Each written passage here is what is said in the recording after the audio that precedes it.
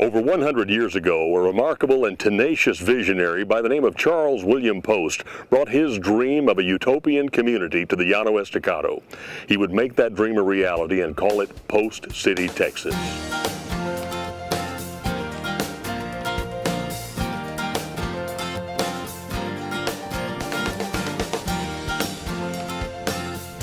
I'd like to invite you to spend the next few minutes exploring Post City's fascinating history and meet some of the people who make this place so unique. From branding irons to fine art, from cowpoke to stock investor, you'll find a local culture that's steeped in pride and rooted in a rich, diverse history. Mr. Post was a man of many talents, and that included architectural design. His city needed a medical center, and so he designed and funded this impressive hospital for the community. My main interest in C.W. Post and in the development of Post, Texas started when I was in graduate school. Don Collier, a professor at Texas Tech University, has meticulously researched the history of architecture in Garza County, paying special attention to the original blueprints personally authorized by C.W. Post in the early 1900s. My graduate thesis at Texas Tech in interior design was the renovation and restoration of the sanitarium building for the possibility of turning it into a museum. In coming to Texas Tech as a professor, I looked for an opportunity for my own personal research. So I looked home to Post, Texas.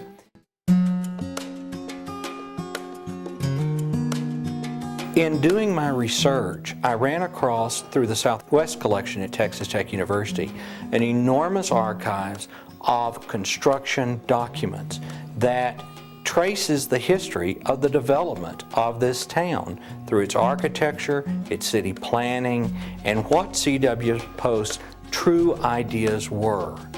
What I found is C.W. Post was not just a good old boy that came out here and wanted to build a town.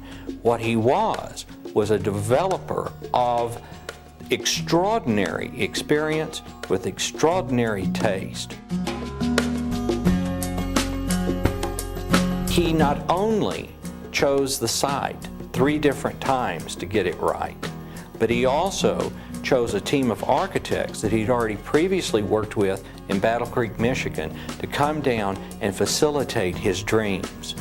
Every single building in Post was scrutinized, designed, and built according to Mr. Post's specifications. In the drawings of all of the buildings in Post, Texas, it has notes. Windows do not match the facade of the house. Add screened-in porches. Proportions, scale, wrong. Redo it. Rethink it. It is unbelievable with the amount of architectural knowledge the man possessed. When I was a small little girl, I rode downtown so many times with my father in his truck. He was the consignee for City Service Oil here. A resident of Post City for her lifetime, Marie Neff enjoys people, history, and culture, a perfect blend for her position as director of the OS Museum, which is located in a building that once headquartered the W Company. I loved riding in his truck, and we'd have so much fun. I was a daddy's girl, and I rode over the ranches when he'd go to deliver oil and coal oil and things to the ranches. And I remember one special place that we went, and that was to go out to the Slaughters. Then it was just called Slaughters. It was fun just living in Post. And one of the most fascinating things to me about Post was our main street. It was such a beautiful place for a kid to grow up. C.W. Post built these big wide streets for a special purpose. That is to do a beautiful planting in the center of the street so that the people and the horses could be taken care of.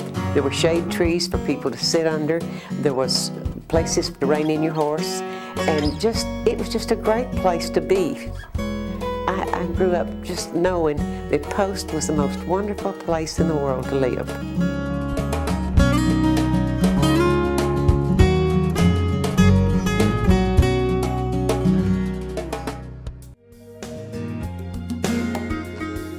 Three C's, that's cattle, cotton, and crude, help keep Post City and Garza County's economic engine running.